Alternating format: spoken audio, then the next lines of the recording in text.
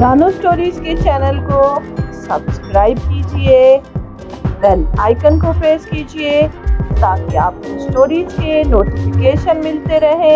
Story को like कीजिए और अपने कमेंट्स दीजिए। आप इन स्टोरीज को अपने दोस्तों के साथ शेयर भी कर सकते हैं।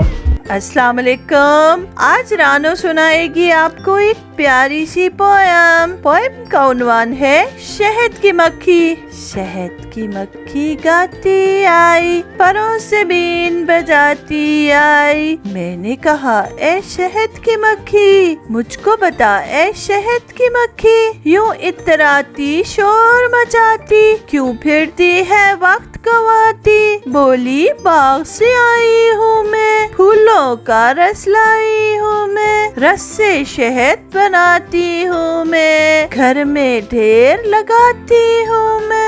घर भी एक बनाया मैंने, इसको खूब सजाया मैंने। काहिल बनकर मैं नहीं सोती, वक्त को अपने मैं नहीं खोती। काम ही में आराम है मुझको, काम ही से दिन भर काम है मुझको।